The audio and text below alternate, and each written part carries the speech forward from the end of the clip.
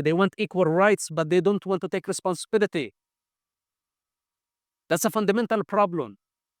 Once they show the responsibility, then we may talk about a Palestinian state.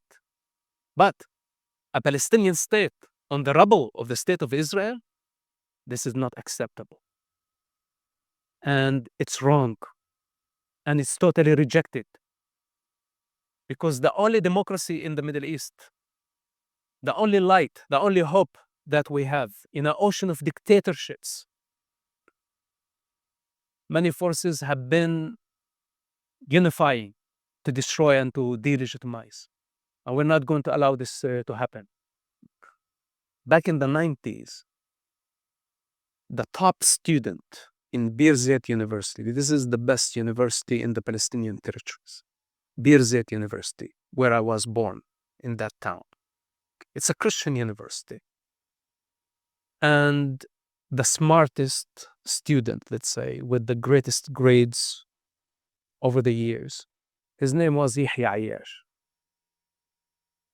Yahya Ayyash was Hamas member who was studying electric engineering at Birzeit University. And he was able to develop homemade bombs based on his education. Eventually, Yahya Ayyash was responsible for the death of hundreds of Israelis, mostly civilians. And that's the most educated person from that university. Look at the Hamas leaders. Most of them are doctors and engineers. So, was it with education? What's the problem? How can you be well educated but adapt to violence and violent ideologies? My personal opinion, there is a big difference between education and intelligence. So you can be well educated, but without being anchored in a certain truth or having a moral compass. Then automatically you could be swayed by any ideology. And all of a sudden you believe that blowing up buses, beaches, universities is part of the resistance. And of course, I don't have a problem with the students who have been protesting against war. But being anti-war is something. Being pro-peace is something else. And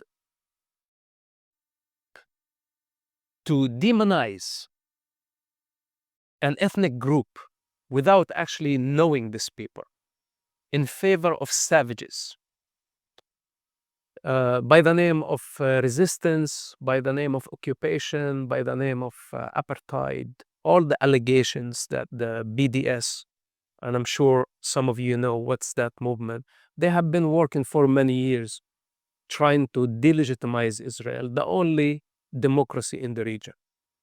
And of course, I don't want to speak too much of Israel because many people think I'm advocating on behalf of Israel, as much as I'm just trying to make the comparison between the only democracy under consistent terrorist threat for the past 70 years, pretty much since its establishment, and a culture that has been praising death, a culture that has been sacrificing children for political and financial gain. And I think this is where most people don't understand, because here in America or in the West, it's beyond anyone's imagination that a parent would agree that their child would die as a martyr for the cause, or for Allah, or for a religion, or any hypothetical entity, is something beyond our understanding. But this is the culture. And this is the time that we need to accept that there are people among us who still live in the 7th century mentality, that have been weaponizing civilians, have been weaponizing children to achieve their goals. And this is exactly what we are witnessing in Gaza. But the tragedy did not start only since October 7th. Take, for example, my situation. When my father had to choose between the Palestinian cause and his own son.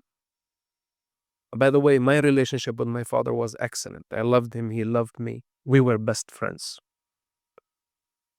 But when he had to choose between his God, the cause, or his oldest son, even though I saved his life, I sacrificed my life for his. I took care of the family when he wasn't there. And I took responsibility towards myself, most importantly. And all I tried to do, just stop the madness by doing something suicidal when I went against the tribe and the tribal interest. Because to go against the main narrative of the Palestinian revolution means death sentence. And to try to stop a suicide bomber in a society where the majority of the people agree that it's a virtue to kill and get killed for the cause. When I went against the current of the society, I became immediately a traitor. And that means death sentence. This is how serious this offense. So I did everything within my ability to stop the madness. For those who don't understand what it really meant, the suicide bombing attacks. Okay.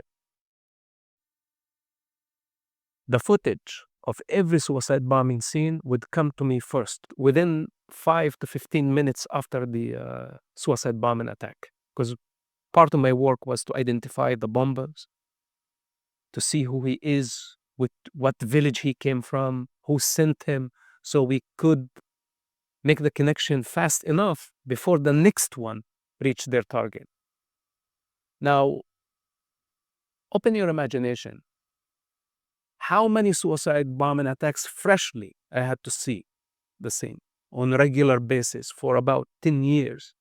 And the photos just kept coming, identifying something that could not be identified. This is just a small part of the mad world that I had to deal with, while what's so-called leaders of the revolution were sitting in luxury, expecting from the children to go to the checkpoints and die, gambling with children's blood, gambling with the generation's future for political gain. So I fought against it. Wouldn't you? And I have to say, if you step into my shoes for a moment, you realize that that was death, because I didn't know I would make it outside of the region to begin with. I'm very lucky to be here to talk about it. I could have been caught 100 times. And death was just dancing around the corner every moment of my life. And this is why it saddens me for so many people when I come here with such credentials, fighting a deadly fight. I'm not saying I was the only one fighting. There's so many unknown soldiers, warriors who have been fighting every day to protect civilians from terrorism. It doesn't matter what name they adapt. So I tried to do my best, but that was not enough. It was not enough for my father. It's not enough for the people to realize that targeting civilians indiscriminately can only lead to destruction. And it was very, very scary to see, or like to be in a city, in a town, where the majority of people agree on such a thing, believing that the suicide bomber is going to heaven, free ticket to heaven. And all those who have been killed, they're just going to hell. Anyway, It's my struggle, and I cannot just reveal all of it in one speech. But today it's my moral responsibility to speak about it, at least to reduce my human experience into a two-dimensional language that cannot even defend itself, where people can take even things out of the context and manipulate and invert the narrative. From October 7, Hamas and Palestinians, by the way, I don't differentiate. Hamas is just one branch of the Palestinian violent ideology. They committed the genocide on October 7. And within no time, they inverted the narrative, then became the victims of a genocide. Perpetrators in the morning and victims in the evening. That brings us back to the victim, or brings us to the point of the victim mentality, which is a disease. In my opinion, the question of Palestine needs to be studied not as a historical problem, more as a psychological problem. Because the symptoms of Palestine or Palestinian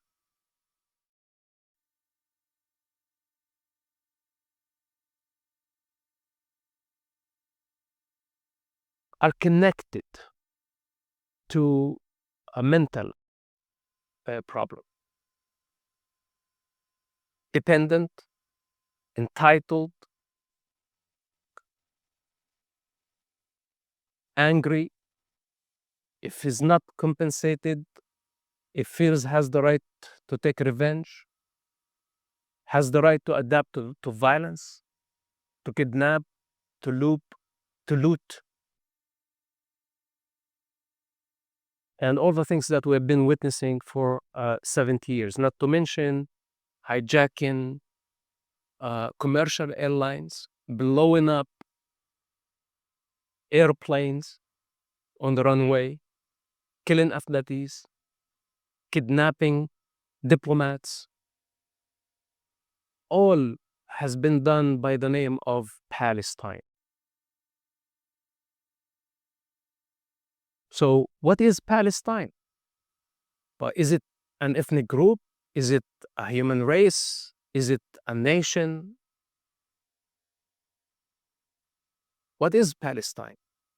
Before we protest on behalf of Palestine, do we know what we are talking about? I grew up believing that Palestine was a country, then it was occupied by Israel. And we were under occupation. And it was our duty to fight until we emancipate or liberate our country. But in history, Palestine never existed. And this is the very foundation of the Palestinian narrative.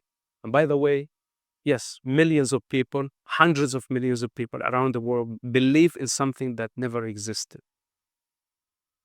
It's a historical fact. And when you ask them the question, they are in denial. They don't want to even address it or answer the question. Because Palestine is nothing but a colonial entity created by the British that lasted approximately 25 years. And today, millions around the world want to bring the colonial entity back to life at the expense of well-established and well-developed country, the only democracy in the region that has all ethnic groups in it.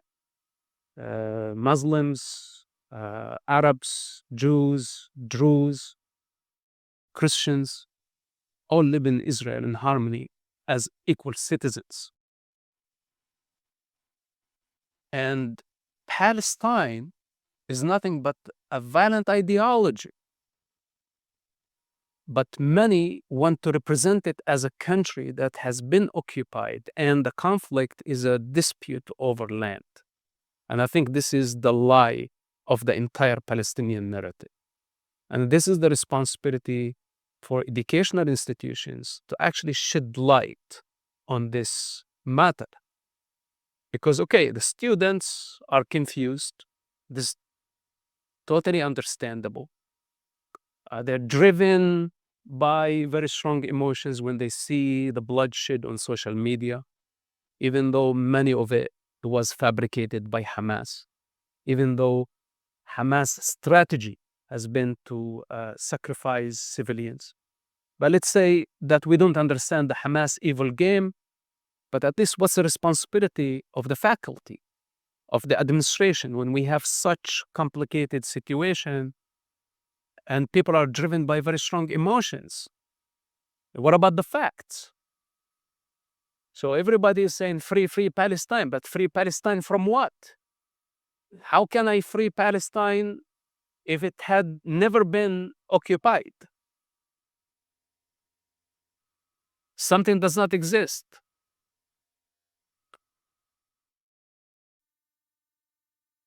And what is Palestinian? So they want it for free. They want free, like I supposed to create Palestine for them and give it to them for free. Otherwise, they're going to come after me. This mentality, the victim mentality that is entitled for compensation and for revenge if I don't meet with their expectations, this is very dangerous.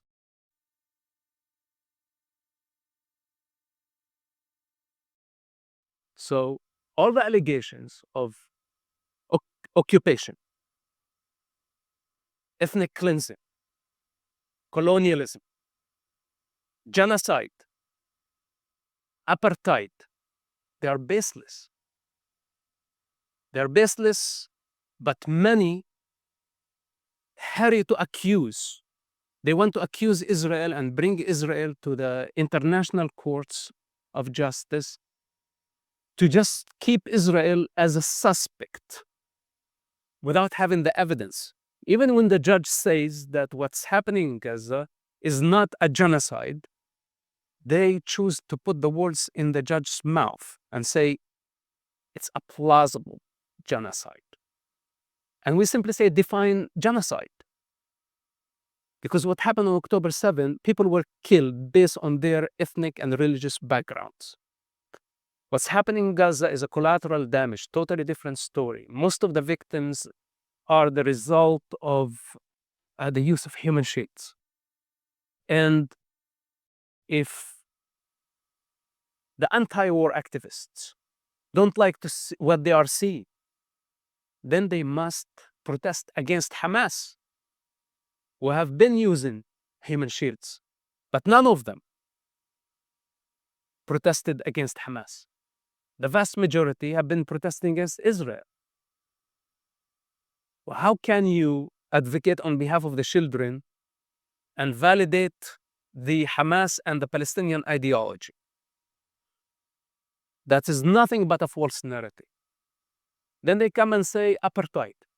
We say simply, we have 2 million Arabs who have equal rights and less responsibility, by the way, because they are not obligated to serve in the army.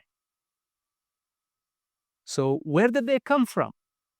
The 2 million people who live in Israel freely. And by the way, they have been plotting terrorist attacks against Israel from within, betraying Israel and betraying their neighbors, betraying their country in the time of war.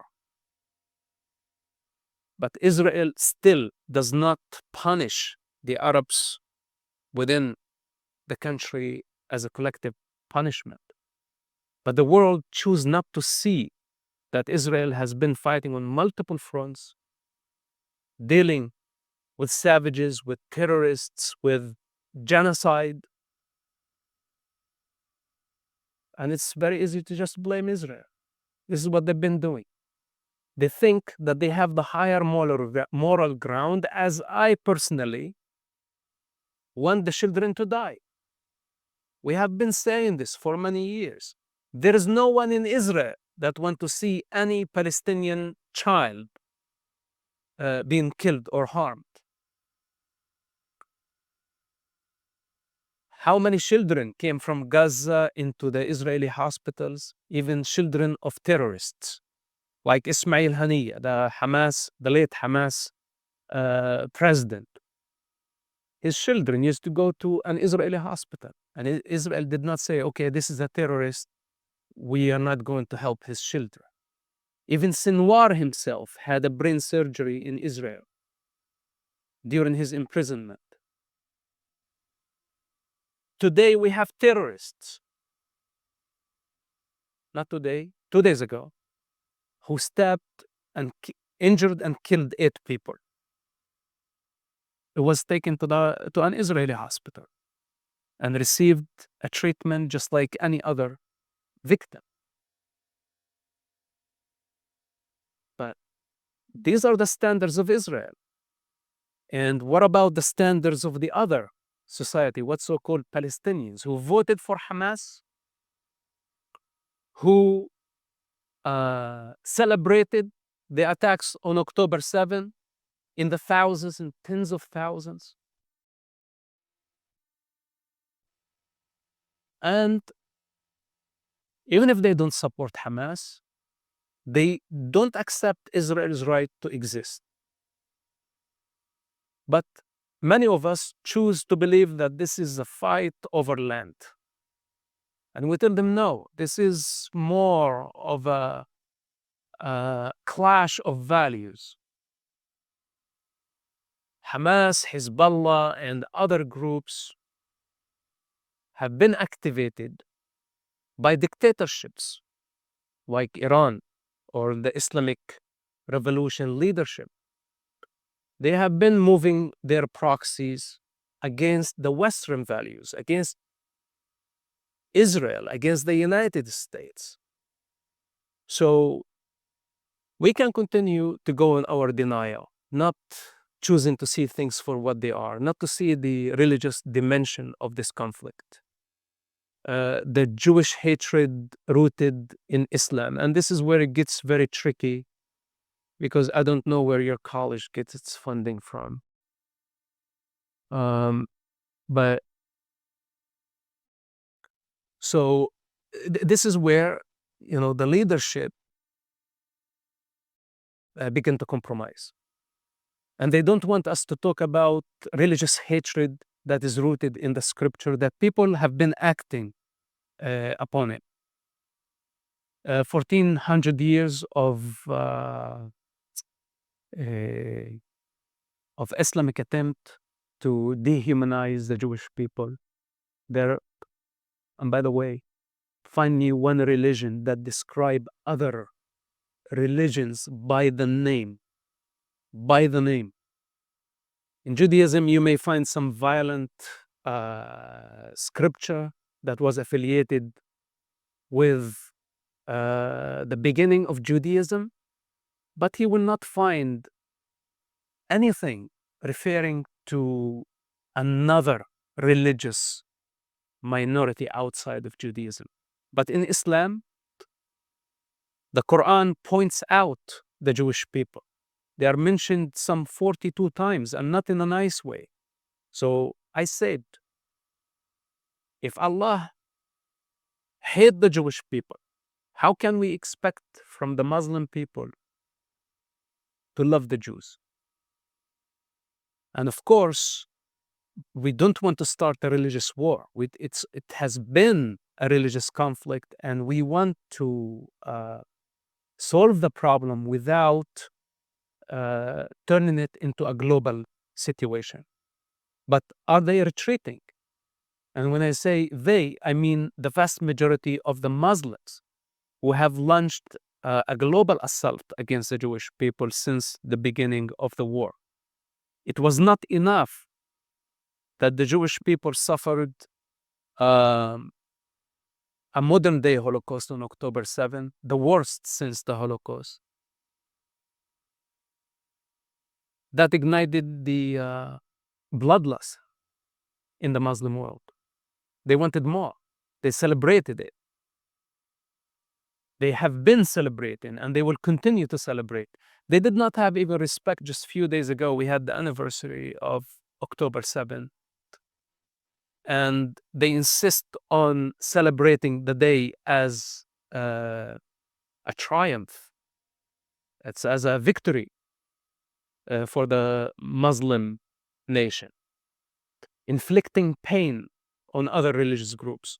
And this is where, it comes my responsibility as a free thinker, as someone who lived in that culture, to say, um, it's my moral responsibility to talk about it, because this religious hatred must come to an end. And without talking about it freely, then will continue forever. So we need to answer, what is Palestine? Did it ever exist? And what actually the Muslims want from the Jewish people? There's some scripture out there from the most trusted Islamic sources. And I myself went to a Sharia school that actually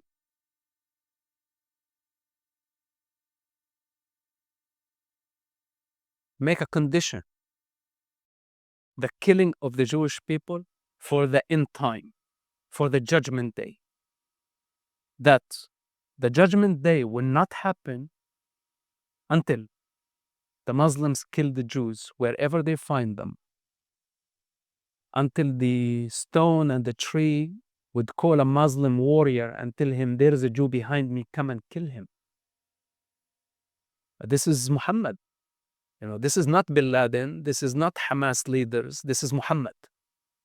And this is believed by the vast majority of Muslims and Muslim seculars, that is legitimate sayings of the Prophet. Well, this is very dangerous. If the Muslim people, a vast majority, a majority religion, has been bullying a religious minority and want them dead as a condition for the Messiah or the Mahdi of the Muslims to come back. This is very, very dangerous belief. And of course, when we talk about it, I'm immediately labeled as Islamophobic.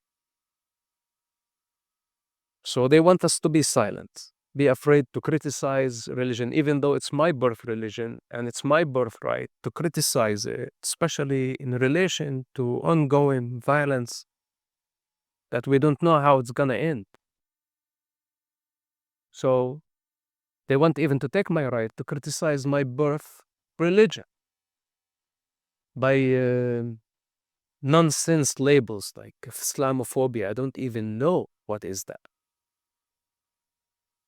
And this is very controversial, but it's a very important dimension of this conflict. The more we ignore the ideological dimension of it, the problem is going to grow bigger. So, what is the solution?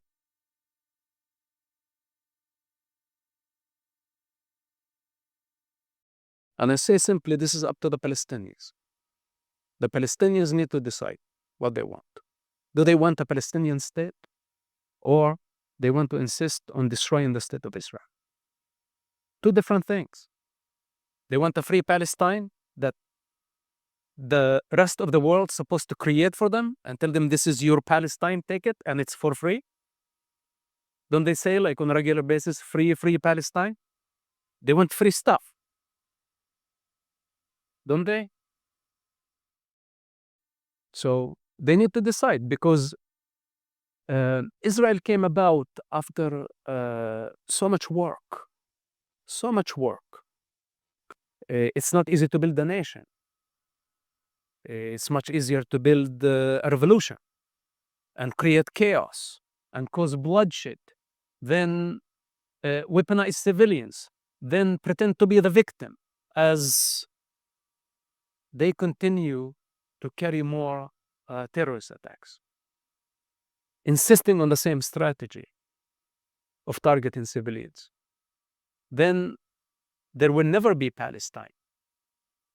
And I'm afraid after 70 years of terrorizing the state of Israel and the Jewish people, Israel has the right today to decide whether if they want actually to have such neighbors. And by the way, the situation could even get a lot worse than this. So before delegitimizing Israel, Palestinians must prove their legitimacy. Israel has 5,000 years of an evolution in that region with overwhelming evidence, artifacts, archaeology, history, Holy Scripture. Even though their coin, you will find a shekel that is 5,000 years old. And today it's still the shekel. The temple is there, and the mosque is built on the top of it. But who came first? So for the majority in that region to demonize Israel and to continue delegitimizing Israel and to continue this nonsense propaganda that Israel stole the land, that Israel is an occupying force, colonizers, invaders. This has taken us nowhere. What we need to actually address and the truth that needs to come to the world, that Palestine never existed. And for Israel, when they legitimized the PLO, the Palestinian Liberation Organization, back in 1993, it was on a one condition: to drop violence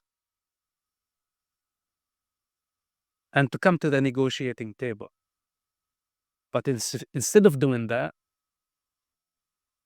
the Palestinian Authority dedicated most of its energy to delegitimize Israel. How can you be a peace partner, but in the meantime, you want to cancel your counterparts' right to exist? Just think about the budget and the madness. The Palestinian Authority begged the European Union, the United States, other donors for billions of dollars. How do they spend their budget? The majority of their budget is spent globally outside of the territories on diplomats, embassies, media, to delegitimize Israel. They spend hundreds of millions of dollars on their operation outside, while the children of Gaza and the West Bank drown in poverty and despair. Their game is global. They have not been investing the money inside in education, in infrastructure. They are the most corrupt revolution who just been working around the clock to spread false narrative. All of it baseless. All these like 5 major allegations that I mentioned earlier, all of them are baseless. Palestine is non-existential. The Palestinian ideology, whether if it's Hamas, Fatah, or the rest of the gangs that have failed to elect a legitimate leadership, a legitimate representative,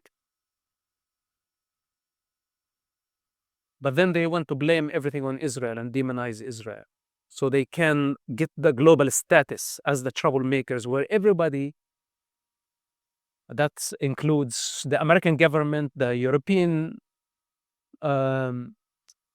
Union, that they try to just silence the Palestinian terror by paying them off. And what I say from this very important podium, is it that important?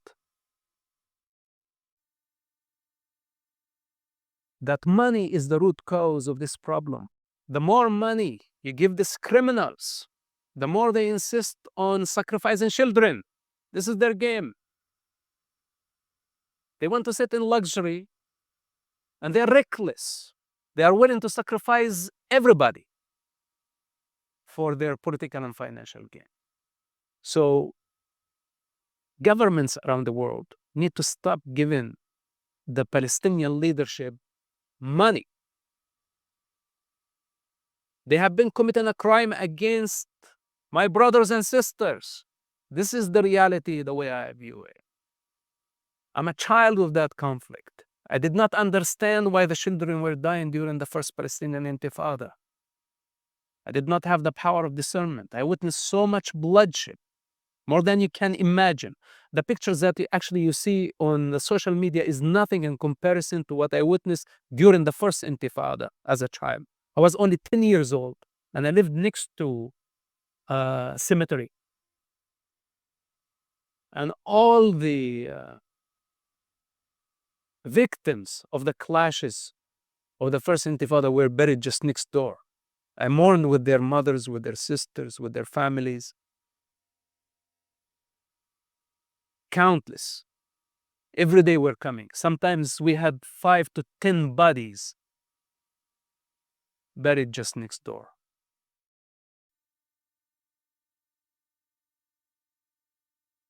And today, I don't have the authority even to speak about it. And simply I say, stop giving these people money. They are criminals. They have no cause.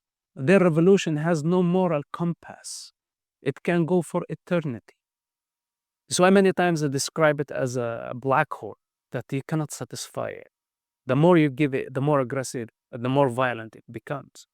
It can swallow up an entire galaxy. Then, back to the solution. Why don't the what's so-called Palestinians agree on a leadership? In order for Israel to make peace with what's so-called Palestinians, well, we need to have a legitimate leader that we can negotiate with, not negotiate some terms with Hamas and other terms with the Islamic Jihad and other terms with the Public Front and other terms with the Palestinian Authority. And each one of them wants something different, but they all agree on destroying Israel in part of the land or in the entire land. So the generous, supposedly moderate Palestinian leadership agree on dismantling Israel in half of the land. That's the peacemaker.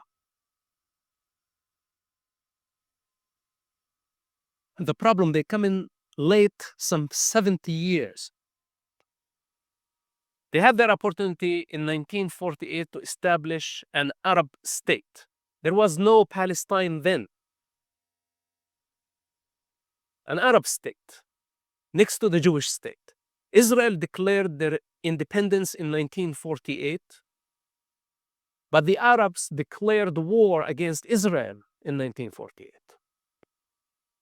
And they launched 6 or 7 major wars trying to annihilate the state of Israel and the Jewish people. 40 years later, they remembered to declare their independence in 1988, 40 years later, when Yasser Arafat declared his independence. And when they asked him, who is Palestinian? He said, the Palestinian is any Palestinian wherever they are. And he forgot even to define the borders of Palestine. Anarchy, a revolution that does not have any compass, does not have any goal. Violence for the sake of violence. The more violence they commit, the more recognition the world has been given them. And we say, stop, enough with the victim mentality. And also, many here in the West, they don't realize the crime that they are committing. Because when they say free Palestine, and who's supposed to do the job? Free Palestine, or from the river to the sea, or maybe just part of that land, means that someone has to go on a suicidal fight with Israel to remove Israel from the land as a condition to establish Palestine. And who's going to do this job? Me? The children of Gaza? The children in the West Bank? Supposed to actually fight on behalf of the egomaniacs, playing the savior so they can make a point or for their movement to become successful? This is not acceptable. Enough children dying. And by the way, they're not only Arab children who have been dying, also Jewish children. Hamas in the morning killed Jewish children for revenge, to inflict pain on the Jewish people. And in the evening, they killed Arab children for propaganda. So to portray them as a resistance movement, this is going against all our effort that we have been trying to do to stop this madness by the name of Palestine. And if I have to choose between the children and their future or a political ideology that is going nowhere, that is proven to reach a dead end, October 7 was a dead end. And instead of the Palestinians being ashamed of themselves, like that actually some of them committed the genocide of the century, and humbly say this does not represent us, if they just tried the minimum to differentiate themselves and say, you know what, we are against what's so-called occupation, but at least we don't agree with beheading children and burning and raping and looting and destroying every form of life for those who did not watch Hamas atrocities on October 7th. And I was cursed to see the footage that the public did not see. It continues to be my curse. So how long this is going to continue? Okay, Palestine, they had their opportunity. How many times they had the opportunity? It stands only for their failure. And they come after 70 years of failure, of repeating the same mistake with a new level of blame, escaping the responsibility, that they not even have the honesty, the integrity to just differentiate themselves, at least of what happened on October 7, which that's it. From that point on, I don't see a difference between Hamas and Palestine. So the picture that I'm portraying is a very dark one, but we must understand that this is the reality, and it's a very ugly reality. And honestly, the responsibility is on the Palestinians, that they must stop this game of blaming and trying to live in the past. Today we are in 21st century, trying to create the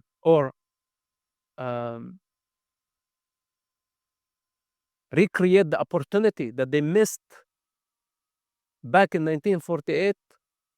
It may not happen because it's very similar to reversing the wheel of time. Nobody has that capacity. We are the children of today. And if they need economy, if they need infrastructure, if they need education, I think this is a very good investment. And the world has been very generous if it was not for the thieves, for the corrupt revolutionary leaders who have been stealing the money. Then the world can contribute towards that. You know, we have the Vatican, does not have any political borders, yet one of the most powerful countries in the world. The Palestinians had that opportunity when Israel was willing to give them East Jerusalem. That includes Temple Mount. They had that opportunity, but Yasser Arafat, for some reason that I don't understand, rejected taking half of Jerusalem. Was a very generous offer. I cannot believe that Israel was willing at some point to actually divide Jerusalem and split it in half with the Palestinians. Yeah, but Yasser Arafat still rejected that. a Palestinian state on the 1967 borders. So we must focus on the most important thing, the new generation, the old guard of what's so-called Palestine, Palestinians, or their ideologies, whether if it's communists or Islamists or nationalists, I don't care. We need to find a mechanism to protect the new generation from staying in this vicious cycle of violence, because it could go for eternity. We need to cut the chain. If it means no Palestine for the next 10 years, that on suspension, focus on the children, focus on education, focus on the economy. Then, if the what's so-called Palestinians prove their responsibility, that they show responsibility, they want equal rights, but they don't want to take responsibility. That's a fundamental problem. Once they show the responsibility, then we may talk about a Palestinian state. But a Palestinian state on the rubble of the state of Israel, this is not acceptable. And it's wrong. And it's totally rejected. Because the only democracy in the Middle East, the only light, the only hope that we have in an ocean of dictatorships, many forces have been unifying to destroy and to delegitimize. And we're not going to allow this to happen. Palestine is a possibility, but first, they must get legitimacy. And they must drop the violent approach. With this, I conclude my speech and I open it for Q&A if any of you have any questions. Thank you for listening.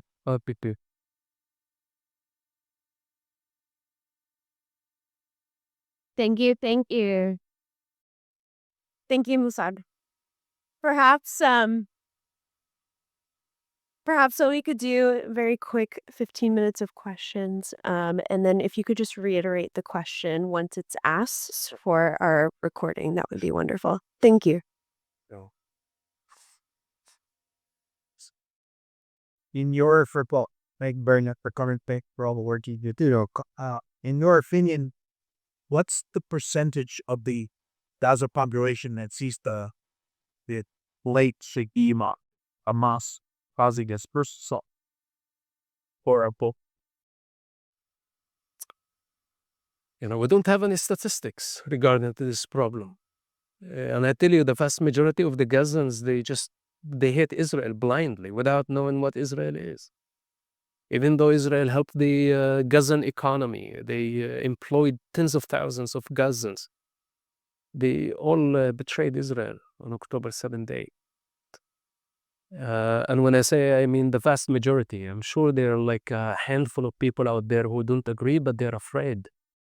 But also being afraid and being hypocrite in such times, the vast majority may not agree with, the vast majority agree with Hamas. Not everybody is agreeing with Hamas, but you could say everybody agree on their hatred towards Israel. And this is what really matters right now. Yeah, Anna.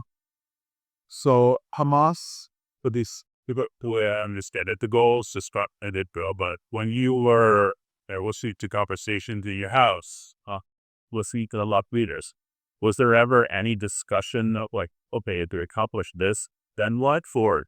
Or were there any other goals, or is it purely just what the movement about? This is the problem that the world is not able to see. That if they had, let's say, a final agenda, a final goal of what can satisfy their political ambition, then we can try. And this is one of the reasons why I question the belief system behind them in a culture that wants to dominate the world.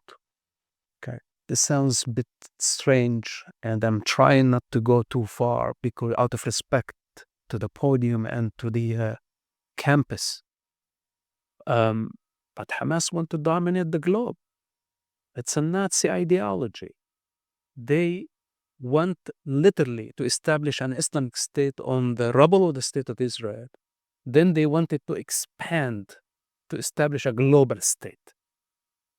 The Muslims tried this in the past. It's a fallen model. We have 24 of Islamic khilafas that by the means of the sword tried to spread their ideology, their religion. They succeeded, but eventually it became a bloodbath and it was a dead end and they collapsed. They repeated that model again and again and again throughout the Islamic history for those who studied the Islamic history. I would tell them how many times you want to try to kill the diversity of life, to cancel other races, other ethnic groups, other religions, and become the dominant religion. And if you succeed in your goal, what are your guarantees that it's going to work for everybody?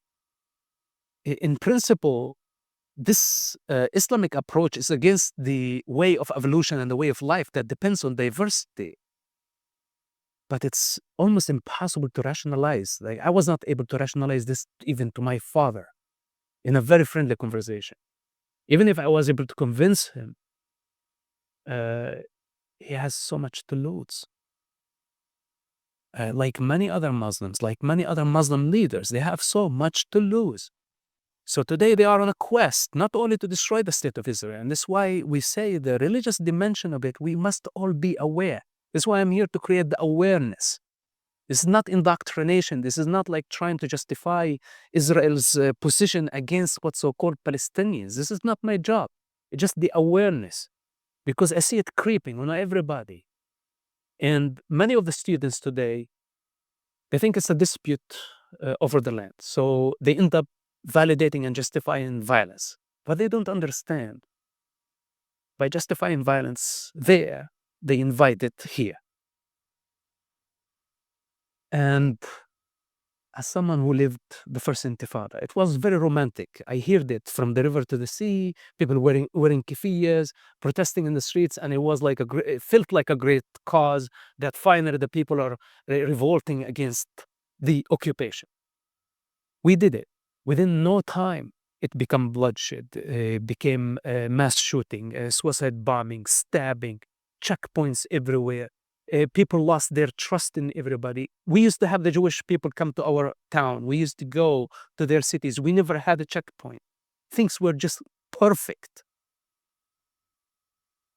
Then everything changed to the worse, and it continued changing to the worse. So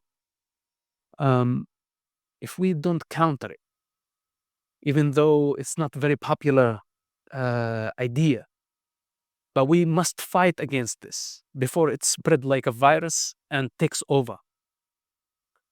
I wish it was only Israel and Palestine. I think we have a problem, an Islamic problem. And as long as the Muslims really think that they have the solution for the human condition, that if they are able to establish one global state with one Islamic leader, only one, a ruler, and before that we will not be able to reach absolute justice, then they would continue to try, and by the time we get there, it would be a total destruction. Maybe just the annihilation of our civilization, the same way it happened to even more advanced civilizations in the past, that there was such a thing. By the way, the free fall of today is very, very dangerous, because you don't know how fast everything could collapse. The collapse of society, the collapse of civilization, the collapse of the economy. We are all related, and it's I don't want to say it's shocking for me to see Americans and to see Westerners who are actually buying into this ideology. And I know it's a dead end. This is why I don't want to say I'm panicked, but at least, like, you see the level of passion I speak, because I know it's a dead end. And they have been saying, globalize the Intifada, globalize it. And say, no, don't globalize it, localize it. You know, that's like the last thing I want to happen. Anyway, so we will see. Time will answer your question. Yes. It, I'm at one of the people I have a baby and I'm able to talk to watch out. I don't have an hour after putting my two out. I have maybe a minute for tea before I do what should I go Ask them what makes you a Palestinian. Simon thoughts will not help me to accept the time. So can I focus on to get them to Louisiana dirty? Uh, Listen, you cannot rationalize with people who already made up their mind. I had so many debates with people who never been there, who tried to attack me like immediately and delegitimize me. And I simply said, why don't you move there? And not as a form of punishment. In order to learn about any culture, you must spend time with the people. You need a minimum of 10 years to be among the people to understand their mentality before you advocate on behalf of their ideology. So first of all, you would suggest to them, move there, live with the people, see their mentality, see if you still like them after 1 month or maybe after 1 day. So I hope that this could be a good one. Please. So, one is that what's going on here is a rewalk the machine. But what implicated is critique that may next day could they take up that way that they have to or maybe spread that to be a part of it. Right. It's here. A lot of the ways is to have people see that it doesn't. Because everyone is believes and the is this righteous to death is okay, look at this. So I don't know, Peggy, that, but our is there a dimension out there other than somebody just being it or be that to show people in a way that they can see that what is actually like that. Yeah, it makes sense. Of course, many of the youngsters they want change. They want fast change. So everybody has different meaning when they say intifada, the word intifada. But what they are not aware of, the wolf among the sheep. Those are the ones who actually rigid in their indoctrination, in their belief, and they're determined. They know exactly what they are doing, and they are enjoying the chaos they are creating and the division. Of course, it's but what these people don't understand that now life is perfect the way it is. I don't know if it's out of boredom or out of emptiness or void that they are seeking revolution. I read somewhere that by misery they they seek revolution, and by revolution they're led back to misery. And there's so many people today in the especially the youngsters, looks like that there is void in their life, and they're looking for a cause, something to participate in. But what I tell them, prior to the first Intifada, I'm sorry for the long answer. It's a very important one. As I said, things were very, very peaceful. Nobody bothered us. We lived in our house. Those who had paper to their house, nobody came to them and said, get out of your house, I want to take this. Jewish families used to come to our house. I remember my father serving them some special Middle Eastern dishes. And it was for the first time I had my encounter with the Jewish people coming into our house. Especially the women did not dress, etc. So I just kept looking, but at least like they were in our house. My father was very excited. This is a Hamas leader, and he was, and we're talking few months before the first Palestinian Intifada start. When they wrote the charter, I don't think they were aware completely of October 7, how it's going to look like. They wrote it with the intention, okay, freeing the land. It's a great cause, isn't it? From the occupiers. It was a fantasy. And the difference between theory and practice. The distance is about 36 years. But I challenge my father to even look at some of the footage that I saw from October 7th. If there is anything, any seed, like the amount of a mustard seed of humanity is still in his heart, he would break. And it's very, very different than just the collateral damage seen, buildings collapsed on people. Because this is determined, and evil was just there. They had a choice to spare a child, and they did it. So to just say that today they chant intifada, intifada. It sounds very romantic, but the outcome could be destructive. And you know who's going to lose? All those youngsters will be the ones who lose. But they will continue blaming until they turn everything into Gaza. Because if you look at the Palestinian mentality, the victim mentality, from the beginning of they never stopped for a moment and said, we've been doing it wrong, let's change strategy. Instead, they just blamed Israel. And every time they faced the new failure or the new defeat, they called it genocide or ethnic cleansing. They never admitted actually defeat. Look throughout the Palestinian history, they call it Nakba, catastrophe. They don't want to call it a defeat, that we fought, we started the war, then we got defeated. It's shameful.